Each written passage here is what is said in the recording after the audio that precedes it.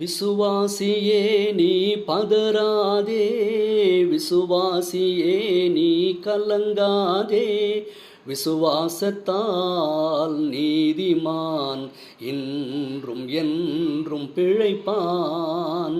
விசுவாசத்தால் நீதிமான் இன்றும் என்றும் பிழைப்பான். கர்த்தரின் கை குறுகவில்லை, கர்த்தரின் வாக்கு மாறிடாதே, சுத்தர்களாய் மாறிடவே சுதனருள் புரிந்தனரே. அன்புக்குரியவர்களே, பிரியமானவர்களே, இந்த நல்ல நாள் காலை வேளையிலே உங்களோடு கூட நான் தேவனுடைய செய்தியை பகிர்ந்து கொள்வதிலே மகிழ்ச்சி அடைகிறேன். இந்த சேனலிலே வரக்கூடியதான செய்திகளை தினந்தோறும் கேளுங்கள். அதை நீங்கள் சப்ஸ்கிரைப் பண்ணி வைங்கள். அதை தினந்தோறும் நீங்கள் கேளுங்கள். அது உங்களுடைய ஆத்மாவுக்கு பிரயோஜனமாக இருக்கும். ஏனென்றால் தேவனுடைய வசனம் நம்மை உயிர்ப்பிப்பதாக வேதம் சொல்கிறோம். தேவனுடைய வசனத்திலே ஜீவன் உண்டு, தேவனுடைய வசனத்திலே பலன் உண்டு. இரவு முழுது நாம் உறங்கி ஒரு புதிய நாளை துவங்கும் போது ஒரு உயிர்ப்புடனே, ஒரு அனலோடு, ஆவியோடு நாம் எழுந்து தேவனுடைய வசனத்தை கேட்கும்போது அந்த நாள் முழுவதும் நமக்கு துடிப்பாக இருக்கும். சுறுசுறுப்பாக அந்த நாளை நாம் கடத்த முடியும். ஏனென்றால் தேவனுடைய வசனத்தினாலே நம்முடைய ஆத்மா பலன் பெறும், அது உயிர் பெறும். அதனால் கிறிஸ்துவின் சபை மதுரை கொடைக்கானல் என்கிறதான அந்த சேனலிலே நீங்கள் சப்ஸ்கிரைப் பண்ணி வைத்துக் கொள்வீர்களானால் நீங்கள் தினந்தோறும் தேவனுடைய வார்த்தைகளை நீங்கள் கேட்க முடியும். நீங்கள் அப்படி செய்வீர்கள் நான் எதிர்பார்க்கிறேன், நம்புகிறேன். ஒரு ஜெபத்தோடு கூட நாம் இந்த நாளின் செய்தியை ஜெபம் செய்வோம். வானத்துக்கும் பூமிக்கும் சர்வலோகத்திற்கும் ஆண்டவரான எங்கள் பரிசுத்த பிதாவே, நல்லவரே, வல்லவரே, இரவு பொழுது முழுதும் எங்களை பாதுகாத்தவரே, புதிய நாளை காண்படி கிருபை செய்த அன்பு தகப்பனே, நன்றியோடு போய் துதிக்கிறோம். இந்த நாளின் காலை வேளையிலே உங்களுடைய செய்தி கேட்பதற்காக கூடி வந்திருக்கிற ஒவ்வொருவரையும் ஆசீர்வதியும். சொல்லப்படுகிற வேத வார்த்தைகளை கூர்ந்து கவனிக்க, இருதயத்தின் ஆழத்தில் பதித்துக் கொள்ள தேவன் கிருபை செய்யும். வேத வாக்கியங்களை புரிந்து கொள்ளும்படி பிரகாசமான மனக்கண்களை தாரும். இருதயத்தில் இருக்கிறதான எல்லா மந்த நிலை தேவன் மாற்றி இருதயத்திலே அனலோடு இருக்கத்தக்கதாக கிருபை செய்யும். இந்த நாள் முழுவதும் உங்களுடைய கிருபையும் வழிநடத்தலும் எங்களோடு இருக்கட்டும். செய்திக்கு நாங்கள் ஆயத்தமாக கிருபை செய்யும். அருமை இரட்சகர் இயேசுவின் புண்ணிய நாமத்தில் ஜெபிக்கிறோம் ஜீவனுடைய எங்கள் நல்ல பிதாவே, ஆமென். பிரியமானவர்களே, ஓய்வு நாள் என்கிறதான அந்த வார்த்தை குறித்து நாம் இன்றைக்கு தியானிக்க போகிறோம். அதோடு இணைந்து இன்னொரு வார்த்தையும் வரப்போகிறோம். ஓய்வு நாளை குறித்து பேசாதவர்கள் இல்லை. ஓய்வு நாளை குறித்து முதல் நமக்கு வேதாகமம் தான் பேசுகிறது. ஆதியாகம புத்தகம் முதல் 2 அதிகாரத்திலேயே அதை குறித்து பேசப்பட்டதை நாம் பார்க்கிறோம். 1ஆம் அதிகாரம் முழுவதும் தேவனுடைய சிருஷ்டிப்பின் வரலாறு அதில் சொல்லப்படுகிறது. முதல் நாள் வெளிச்சத்தை உண்டாக்கினார், 2ஆம் நாள் அவர் வெட்டாந்தரையும் சமுத்திரத்தை உண்டாக்கினார், 3ஆம் நாளிலே தாவர வர்க்கங்களை உண்டாக்கினார், 4ஆம் நாளிலே சூரிய சந்திர நட்சத்திர கூட்டங்களை உருவாக்கினார், 5ஆம் நாளிலே பறவைகளையும் நீர்வாழும் ஜந்துக்களையும் உருவாக்கினார், 6ஆம் நாளிலே காட்டு மிருகம், நாட்டு மிருகம், ஊரும் பிராணிகள், கடைசியாக மனுஷனை அவர் படைத்தார், சிருஷ்டித்தார். எல்லாம் முடிந்தது 1ஆம் அதிகாரத்தில். 2ஆம் அதிகாரம் துவக்கத்திலேயே என்ன சொல்லப்பட்டிருக்கிறது? ஆதியாகமம் 2ஆம் அதிகாரம் வசனம் 1. இவ்விதமாக வானமும் பூமியும் அவைகளின் சர்வ சேனையும் உண்டாக்கப்பட்டு தீர்ந்தன. தேவன் தாம் செய்த தம்முடைய கிரியைகளை 7ஆம் நாளிலே நிறைவேற்றி தாம் உண்டாக்கின தம்முடைய கிரியைகளை எல்லாம் முடித்த பின்பு 7ஆம் நாளிலே ஓய்ந்திருந்தார். 7ஆம் நாளிலே தேவன் ஓய்ந்திருந்தார் என்று சொல்லப்பட்டிருக்கிறது. இதைத்தான் அவர் இஸ்ரவேல் மக்களுக்கு கட்டளையாகவே கொடுத்தார். ஓய்வு நாள் கட்டளை என்பது நீங்கள் முதலாக சீனாய் மலையில தான் நீங்கள் பார்க்கலாம். தேவன் 10 கட்டளையை கொடுக்கும்போது இந்த ஓய்வு நாள் கட்டளையும் அவர் கொடுக்கிறார். அதற்கு முன்பாக ஆபிரகாம், ஈசாக்கு, யாக்கோபு, மோசேக்கு முன்பாக வாழ்ந்த அந்த தேவனுடைய பரிசுத்தவான்கள் வாழ்ந்த அந்த காலகட்டத்தில எல்லாம் அந்த ஓய்வு நாளை குறித்ததான பேச்சு இல்லை. தேவன் ஓய்ந்திருந்தார், உண்மைதான். ஆனால் அதை குறித்ததான வசன பகுதிகள் இல்லை. யாத்திராமம் 20ஆம் அதிகாரத்திலே தான் இந்த ஓய்வு நாளை குறித்ததான அந்த வசனம் வருகிறது. யாத்திராமம் 20ஆம் அதிகாரம் 8ஆம் வசனம் முதல் 11ஆம் வசனம் பகுதி வரைக்கும் நீங்கள் வாசிக்கும் பொழுது இதை நீங்கள் தெரிந்து கொள்ளலாம்.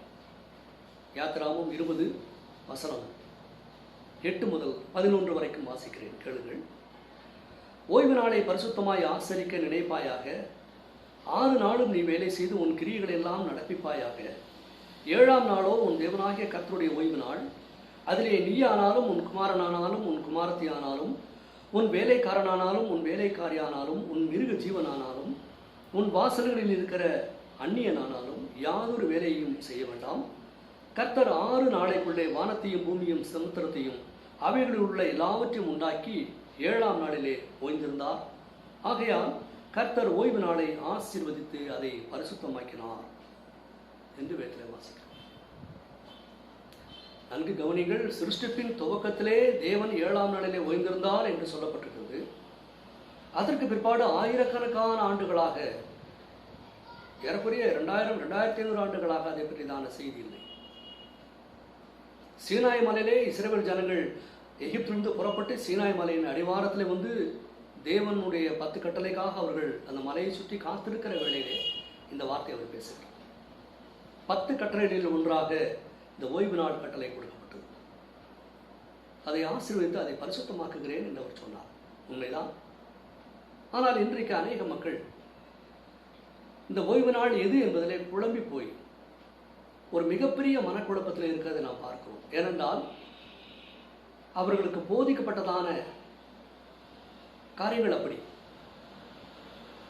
இந்த ஓய்வு நாள் மோசேயின் காலத்திலிருந்து ஆண்டவராகிய இயேசு மனுஷனாக இந்த பூமியிலே வாழ்ந்த காலம் வரைக்கும் அது சட்டத்தில் இருந்தது. ஆனால் கொலோசியருக்கு எழுதின நிருபம் 2ஆம் அதிகாரத்தை வாசிக்கும் பொழுது அப்போஸ்தலனாகிய பவுல் இப்படியாக சொல்லுகிறார். இந்த ஓய்வு நாள் பிரமாணம் ஒரு முடிவுக்கு வந்ததாக அவர் சொல்லுகிறார். நன்கு கவனிங்கள். பழைய ஏற்பாட்டில் சொல்லப்பட்ட 10 கற்பனைகளிலே 9 கற்பனைகள் மறுபடியும் புதிய ஏற்பாட்டிலே சேர்க்கப்பட்டிருக்கிறது.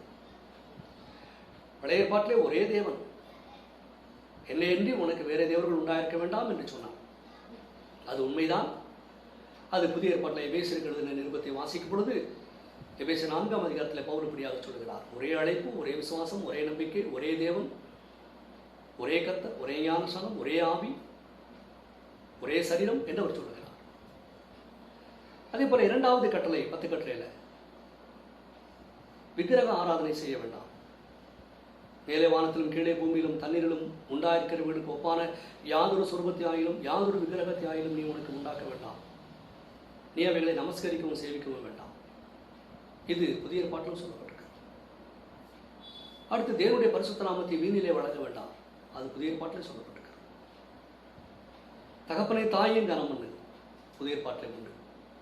கொலை செய்யாதிருப்பாயாக, பொய் சாட்சி சொல்லாதிருப்பாயாக, விபச்சாரம் செய்யாதிருப்பாயாக, பிறனுக்குள்ள யாதொன்றையும் வச்சியாதிருப்பாயாக, தாயின் தகப்பனை கனம் பண்ணுவாயாக. இந்த காரியங்கள் எல்லாம் புதிய ஏற்பாட்டில் மறுபடியும் சொல்லப்பட்டிருக்கிறது. ஆனால் ஓய்வு நாள் மறுபடியும் புதிய ஏற்பாட்டிலே சொல்லப்படவில்லை.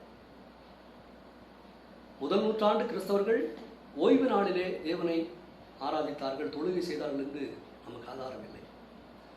அப்படியானால் ஓய்வு நாளுக்கு என்ன சம்பவித்தது? அது கவனிங்கள். ஓய்வு நாளை பற்றியதான முதல் வார்த்தை ஆதியாகமம் 2ஆம் அதிகாரத்திலே வருகிறது. அதற்கு பிற்பாடு ஏறக்குறைய பல ஆயிரம் ஆண்டுகளுக்கு பிற்பாடு நியாயப்பிரமாணம் கொடுக்கப்படும் பொழுது சீனாய் மலையிலே மோசேயின் மூலமாய் அது மறுபடியும் ஞாபகப்படுத்தப்படுகிறது. இடைப்பட்ட இந்த ஆண்டுகளிலே ஏன் அந்த கட்டளை நிறைவேற்றப்படவில்லை? ஒரு கேள்வி. ஏனென்றால் அது தற்காலிகமானதாக வேதம் நமக்கு சொல்கிறது. இதைத்தான் கொலோசியருக்கு எழுதின நிருபம் 2ஆம் அதிகாரம் வசனம் 14 வாசிக்கும் பொழுது அப்போஸ்தலனாகிய பவுல் இப்படியாக எழுதுகிறார். கொலோசியர் புத்தகம் 2ஆம் அதிகாரம், அதை நான் வாசிக்கிறேன், கேளுங்கள். கொலோசியர் 2 வசனம் 14 முதல் நாம் வாசிக்கும் பொழுது, நமக்கு எதிரடையாகவும், கொலோசியர் 2:14, நமக்கு எதிரடையாகவும் கட்டளைகளால் நமக்கு விரோதமாகவும் இருந்த கையெழுத்தை குலைத்து அதை நடுவில் இராதபடிக்கு எடுத்து சிலுவையின் மேல் ஆணி அடித்து, பிதாவாகிய தேவன் மோசேக்கு தன்னுடைய விரலினாலே கையினாலே எழுதி கொடுத்ததான கற்பனை அது. அதை பவுல் சொல்லுகிறார், இயேசுவானவர் அந்த கையெழுத்தை குலைத்தார், அதை நடுவில் இராதபடிக்கு எடுத்தார், சிலுவையிலே ஆணி அடித்தார் என்று சொல்கிறார். இந்த பழைய ஏற்பாட்டு சட்டத்திட்டங்களை வைத்துக்கொண்டு எருசலேம் தேவாலயத்திலும் சரி, பல இடங்களிலும் சரி, இஸ்ரவேல் மக்களுக்குள்ளாக ஆசாரியர்கள், லேவியர்கள், பிரதான ஆசாரியர்கள் செய்த காரியமெல்லாம், அவர்கள் செலுத்தின அதிகாரமெல்லாம், மக்களை அடக்கி ஆண்டதெல்லாம் குறித்து அவர் இங்கே குறிப்பிடுகிறார். 15ஆம் வசனத்தை வாசிக்கிறேன், கவனியுங்கள். துரைத்தனங்களையும் அதிகாரங்களையும் முறிந்து கொண்டு வெளியரங்கமான கோலமாக்கி அவைகளின் மேல் சிலுவையிலே வெற்றி சிறந்தார். பழைய ஏற்பாட்டு பிரமாணத்தை வைத்துக்கொண்டு இஸ்ரவேல் மக்களை கசைக்கு பிழிந்த அந்த அதிகாரம் பிடுங்கப்பட்டதாக கொலோசியர் நிருபத்திலே வாசிக்கிறோம். அடுத்து 16ஆம் வசனத்தை வாசிக்கிறேன், கவனிகள். கொலோசியர் 2:16. ஆகையால் போஜனத்தையும் பானத்தையும் குறித்தாவது, பண்டிகை நாளையும் மாத பிறப்பையும் ஓய்வு நாட்களையும் குறித்தாவது ஒருவனும் உங்களை குற்றப்படுத்தாதிருப்பானாக.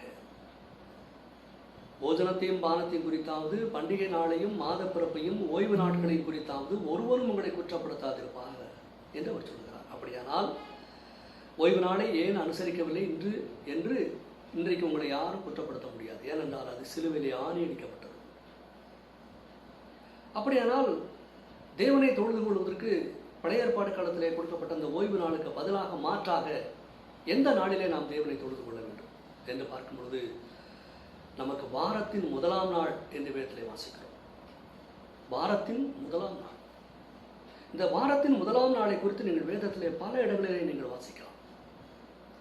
மத்திய எழுதின சுவிசேஷம் 28ஆம் அதிகாரம் 1 முதல் 7 வசனங்களை நீங்கள் வாசிக்கும் பொழுது, இயேசுவானவர் மனுக்குலத்தின் பாவங்களுக்காக தேவ தீர்மானத்தின்படி பூமிக்கு வந்து 33.5 ஆண்டு காலம் வாழ்ந்து அநேக அற்புதங்களையும் அடையாளங்களையும் செய்து ஒரு முன்மாதிரியான ஜீவியத்தை அவர் மேற்கொண்டு பிதாவின் சித்தத்தை நிறைவேற்றி மரித்து அடக்கம் செய்யப்பட்டு உயிர் தெழுந்து வந்த அந்த நாள் தான் வாரத்தின் முதலாம் நாள். பழைய காரியங்களெல்லாம் சிலுவையிலே ஒழித்து விட்டு ஒரு புதிய காரியத்தை, ஒரு புதிய உடன்படிக்கையை சிருஷ்டிப்பதற்காக கிறிஸ்து இயேசு உயிர் தெழுந்து வந்தார். அது மத்திய எழுதின சுவிசேஷம் 28ஆம் அதிகாரம் முதல் 7 வசனத்தை நீங்கள் வாசிக்கும் பொழுது அதில் ரொம்ப அருமையாக சொல்லப்பட்டிருக்கிறதை நாம் பார்க்கிறோம். மத்திய 28ஆம் அதிகாரம் 1ஆம் வசனத்திலேயே அதற்குரிய ஒரு வசனம் உண்டு. ஓய்வு நாள் முடிந்து வாரத்தின் முதலாம் நாள் விடிந்து வருகையில், ஓய்வு நாள் முடிந்தது, வாரத்தின் முதலாம் நாள் விடிந்து வருகையில் மகதலேனா மரியாளும் மற்ற மரியாளும் கல்லறையை பார்க்க வந்தார்கள். அப்பொழுது பூமி மிகவும் அதிரும்படி கர்த்தருடைய தூதன் வானத்திலிருந்து இறங்கி வந்து வாசலில் இருந்த கல்லை புரட்டி தள்ளி அதன் மேல் உட்கார்ந்தார். அவனுடைய ரூபம் மின்னல் போலவும் அவனுடைய வஸ்திரம் உறைந்த மழையை போலவும் மென்மையாயிருந்தது. காவலாளர் அவனுக்கு பயந்ததினால் திடுக்கிட்டு செத்தவர்கள் போலானார்கள். தூதன் அந்த ஸ்திரீகளை நோக்கி, நீங்கள் பயப்படாதீர்கள், சிலுவையில் அறையப்பட்ட இயேசுவை தேடுகிறீர்கள் என்று அறிவேன். அவர் இங்கே இல்லை, தாம் சொன்னபடியே உயிர் தெழுந்தார். கர்த்தரை வைத்த இடத்தை வந்து பாருங்கள் என்று சொன்னார். அவர் இங்கே இல்லை, அவர் உயிர் தெழுந்தார், தாம் சொன்னபடியே உயிர் தெழுந்தார். கிறிஸ்து உயிர் தெழுந்த அந்த நாள் தான் வாரத்தின் முதலாம் நாள். இந்த வாரத்தின் முதலாம் நாளிலே என்னவெல்லாம் முக்கிய சம்பவங்கள் நடந்தது என்று சொல்லி நாம் மறுபடியும் சுவிசேஷ புத்தகங்களை, நிருபங்களை எல்லாம் புரட்டி பார்க்கும் பொழுது இந்த வாரத்தின் முதல் நாளுடைய அருமை தெரியும்.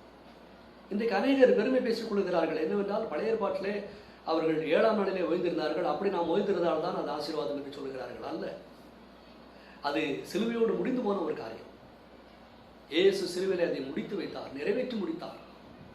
இனி ஒருவரும் உங்களை குற்றப்படுத்த முடியாது என்று சொல்கிறார் கொலோசியர் 2ஆம் அதிகாரத்தில். போஜனத்தையும் பானத்தையும் குறித்தாது. அப்படி என்றால் பழைய ஏற்பாட்டு பிரமாணங்கள் அநேகம், இதைத்தான் சாப்பிட வேண்டும், இதைத்தான் புசிக்க வேண்டும் என்கிற அந்த காரியம் எல்லாம் சேர்த்து பவுல் எழுதுகிறார். நமக்கு எதிரடியாக இருந்தது பழைய ஏற்பாட்டு பிரமாணங்கள், நமக்கு விரோதமாக இருந்தது சட்டத்திட்டங்கள். அதை அந்த கையெழுத்தை குறைத்தார், அதை சிலுவையிலே ஆணி அடித்தார் என்று வாசிக்கிறோம். அப்படியானால் தொழுகைக்குரிய ஆசீர்வாதத்தை நாம் எந்த நாளிலே பெற்றுக்கொள்ள முடியும் என்றால், வாரத்தின் முதலாம் நாளிலே நாம் சபை கூடி தேவனை தொழுது கொள்ளும் போது அந்த ஆசீர்வாதங்களை நாம் பெற்றுக்கொள்கிறோம். தேவன் அதை ஆசீர்வதிக்கிறார். ஏனென்றால் கிறிஸ்து இயேசு இந்த உலகத்தின் பாவங்களுக்காக மரித்து தன்னை பாவ நிவாரண பலியாக்கி பாவத்தின் பரிகாரமாக்கி அவர் சிலுவையிலே வெற்றி சிறந்தவராய் எழுந்து வந்தார். தேவதூதன் சொல்லுகிறான் இந்த ஸ்திரீகளை பார்த்து, சிலுவையில் அறையப்பட்ட இயேசுவை தேடுகிறீர்கள் என்று அறிவேன், அவர் இங்கே இல்லை, தாம் சொன்னபடியே உயிர் தெழுந்தார். சீக்கிரமாய் போய் அவருடைய சீசர்களுக்கு இந்த விஷயத்தை சொல்லுங்கள் என்று மத்திய 28:7 வாசிக்கிறோம். வாரத்தின் முதல் நாளின் விசேஷம் தெரியுமா உங்களுக்கு? அது தொழுகை நாள். புதிய ஏற்பாட்டில் தேவன் தம்மை தொழுது கொள்ளும்படியாக அங்கீகரித்த ஒரு நாள். இன்றைக்கு அநேகர் அந்த ஞாயிற்றுக்கிழமை கூட, வாரத்தின் முதல் நாளை கூட ஓய்வு நாள் என்று தான் சொல்லுகிறார்கள். ஏனென்றால் அப்படியே சொல்லி பழகி விட்டார்கள். அப்படியே சொல்லியே பழக்கம் வந்துருச்சு, ஓய்வு நாள் என்று சொல்லி. இல்லை கவனிங்க, இந்த ஓய்வு நாளிலே சிறு பிள்ளைகளுக்கு வகுப்புகள் நடக்கும். அதை இங்கிலீஷில் சொல்லும்போது சண்டே கிளாஸ் என்று சொல்லுகிறார்கள். ஆனால் தமிழில் சொல்லும்போது ஓய்வு நாள் என்று சொல்லுகிறார்கள். ஒரு வித்தியாசமாக விசித்திரமாகத்தான் இருக்கிறது. எப்படி புரிந்து சொல்லுகிறார்களா அல்லது புரியாமல் சொல்லுகிறார்களா அது தெரியல. ஓய்வு நாள் என்று சொன்னால் அது சனிக்கிழமை குறிக்கிறது தமிழில். சண்டே கிளாஸ் என்று இங்கிலீஷில் சொல்லும்போது அது ஞாயிறு வேத வகுப்பு என்று வருகிறது. நான் கேட்கிறேன், ஞாயிறு வேத வகுப்பா அல்லது சனிக்கிழமை வேத வகுப்பா? சொல்லுங்கள். இப்படித்தான் புரியாமலும் அறியாமலும் குழம்பி இன்றைக்கு கிறிஸ்தவம் குழப்பத்தில் இருக்கிறதை நாம் பார்க்கிறோம். நீங்கள் தெளிவான ஒரு முடிவுக்கு வர வேண்டும் என்பதற்காகத்தான் இந்த செய்தியை நான் இன்றைக்கு கொண்டு வருகிறேன். ஓய்வு நாள் என்பது சனிக்கிழமை, அது சிலுவையோடு முடிந்து போகும். தேவனை தொழுது கொள்ளும்படியான நாளாக வாரத்தின் முதலாம் நாள் நமக்கு நிர்ணயிக்கப்பட்டிருக்கிறது. இயேசு வாரத்தின் முதலாம் நாளிலே உயிர்த்தெழுந்தார். அது மாத்திரமல்ல, அப்போஸ்தலர் 2ஆம் அதிகாரம் கிறிஸ்தவர்கள் மிக மிக மிக மிக தேவனுடைய பிள்ளைகள் படிக்க வேண்டியதான ஒரு அதிகாரம். அது ஒரு பெரிய பாலத்தை போன்றது. பழைய ஏற்பாட்டுக்கும் புதிய ஏற்பாட்டுக்கும் உள்ள இணைப்பை குறித்து பேசுகிறதான ஒரு பாலம். பாலம் இல்லாவிட்டால் நாம் நதிகளை கடந்து போக முடியாது. பிரம்மாண்டமான யுகங்களை, பிரம்மாண்டமான வருஷங்களை, ஆயிரக்கணக்கான ஆண்டுகளை நமக்கு விளக்கி காட்டுகிறதான ஒரு சரியான அற்புதமான அதிகாரம் அப்போஸ்தலர் 2ஆம் அதிகாரம். அந்த 2ஆம் அதிகாரத்திலே தான் கிறிஸ்துவனுடைய சுவிசேஷம் முதல் உலகத்திற்கு அறிவிக்கப்படுகிறது. அப்போஸ்தலனாகிய பேதுரு 11 கூட எழுந்து நின்று அப்போஸ்தலர் 2ஆம் அதிகாரத்தில் கிறிஸ்துவனுடைய சுவிசேஷத்தை அவர் அங்கே தெரிவிக்கிறார். வாரத்தின் முதலாம் நாளிலே, கவனிங்கள், ஓய்வு நாளிலே அல்ல, வாரத்தின் முதலாம் நாளிலே. பெந்தெகொஸ்தே நாள் என்பது ஒரு ஞாயிற்றுக்கிழமை. பெந்தெகொஸ்தே நாள் என்பது ஞாயிற்றுக்கிழமை தான் வருகிறது. வாரத்தின் முதலாம் நாள் அன்றைக்குத்தான் சுவிசேஷம் உலகத்திற்கு முதலாக அறிவிக்கப்பட்டதாக நாம் பார்க்கிறோம். இயேசு பேதுரு 11 கூட எழுந்து நின்று கிறிஸ்துவனுடைய மரணம் அடக்கம் உயிர்த்தெழுதலை குறித்து அவர் பேசுகிறார். நீங்கள் சிலுவையில் அறிந்த இந்த இயேசுவையே தேவன் ஆண்டவரும் கிறிஸ்துவும் ஆக்கினார் என்று இஸ்ரவேல் குடும்பத்தார் யாவரும் நிச்சயமாய் அறிய கடவீர்கள் என்று அப்போஸ்தலர் 2:36 பேசுகிறார். 37 இதை அவர்கள் கேட்டபொழுது இருதயத்திலே குத்தப்பட்டவர்களாகிய பேதுருவையும் மற்ற அப்போஸ்தலரையும் பார்த்து, சகோதரரே, நாங்கள் என்ன செய்ய வேண்டும் என்று கேட்டார்கள். நீங்கள் அப்போஸ்தலர் 2ஆம் அதிகாரம் 36 வாசிக்கும் பொழுது 47 வரைக்கும் உள்ள வசனங்கள். நாங்கள் என்ன செய்ய வேண்டும் என்று கேட்டார்கள். முதல் உலகத்திற்கு கிறிஸ்துவனுடைய சுவிசேஷம் அறிவிக்கப்பட்டதான ஒரு நாள் வாரத்தின் முதலாம் நாள். இப்ப ஜனங்கள் கேட்டார்கள், நாங்கள் என்ன செய்ய வேண்டும்? அப்போஸ்தலர் 2:38 பேதுரு சொல்லுகிறார், நீங்கள் மனம் திரும்பி ஒவ்வொருவரும் பாவ மன்னிப்புக்கென்று ஞானஸ்நானம் பெற்றுக் கொள்ளுங்கள் என்று சொன்னார். 42ஆம் வசனத்திலே வாசிக்கிறோம், அவனுடைய வார்த்தையை சந்தோஷமாக ஏற்றுக்கொண்டவர்கள் ஞானஸ்நானம் பெற்றார்கள். அன்றைய தினம் ஏறக்குறைய 3000 பேர் சேர்த்துக் கொள்ளப்பட்டார். கிறிஸ்துடைய சுவிசேஷத்தை கேட்டு முதல் 3000 பேர் ரட்சிக்கப்பட்டார்கள், ஞானஸ்நானம் பெற்றார்கள்.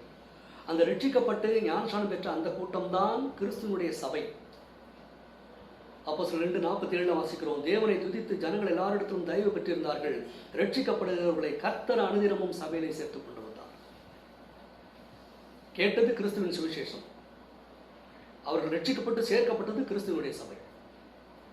கிறிஸ்துவின் சுவிசேஷத்தை கேள்விப்பட்டு வேறொரு சபையிலே சேர்க்கப்பட முடியாது. கிறிஸ்து தாம் சபையை ஸ்தாபித்தார். கிறிஸ்து சபையினுடைய அஸ்திபாரமாக இருக்கிறார். கிறிஸ்து சபையின் மூலைக்கல்லாக இருக்கிறார். கிறிஸ்து சபையின் தலைவராக இருக்கிறார். கிறிஸ்து சபைக்காக ரத்தம் சிந்தினார். ஆதலால் அது கிறிஸ்துவனுடைய சபை என்று பரிசுத்த ஆவியானவர் ரோமருக்கு எழுதிய நிருபம் 16ஆம் அதிகாரம் 16ஆம் வசனத்திலே அவர் விளக்கம் கொடுக்கிறார். கிறிஸ்துவனுடைய சபையார் உங்களை வாழ்த்துகிறார்கள். பிரியமானவர்களே, சபை ஸ்தாபிக்கப்பட்டது. தேவனுடைய வீடாகிய கிறிஸ்துவனுடைய சபை ஸ்தாபிக்கப்பட்டது அப்போஸ்தலர் 2ஆம் அதிகாரத்திலே. அது வாரத்தின் முதலாம் நாள். கவனியுங்கள், ஓய்வு நாள் அல்ல. இந்த வாரத்தின் முதலாம் நாளின் விசேஷத்தை இன்னும் அநேகர் அறியாமல் இருக்கிறார்கள். அவங்க அதை ஓய்வு நாள்னு சொல்லிக்கிறாங்க. அது சனிக்கிழமை என்பது அவங்களுக்கு தெரியல. வாரத்தின் கடைசி நாள் என்பது அவங்களுக்கு தெரியல. வாரத்தின் கடைசி நாள் சனிக்கிழமை தான் ஓய்வு நாள். அது பழைய ஏற்பாட்டோடு முடிந்து போனது. புதிய ஏற்பாட்டில் நமக்கு வாரத்தின் முதலாம் நாள் கொடுக்கப்பட்டிருக்கிறது. இந்த வாரத்தின் முதலாம் நாளாகிய ஞாயிற்றுக்கிழமையில தான் கிறிஸ்துடைய சுவிசேஷம் உலகத்திற்கு முதலாக அறிவிக்கப்பட்டது. 3000 பேர் ஞானஸ்நானம் பெற்று ரட்சிப்பை பெற்று கிறிஸ்துடைய சபையிலே இணைக்கப்பட்டார்கள்.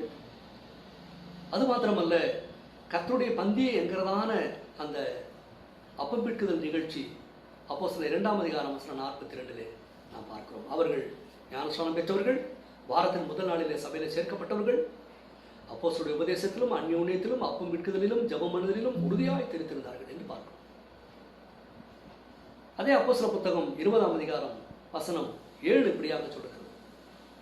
வாரத்தின் முதல் நாளிலே அப்பம் பிற்கும்படி சீசர்கள் கூடி வந்திருக்கையில், வாரத்தின் முதல் நாளிலே அப்பம் பிற்கும்படி சீசர்கள் கூடி வந்தார்கள். ஞாயிற்றுக்கிழமையிலே, ஓய்வு நாளிலே அல்ல.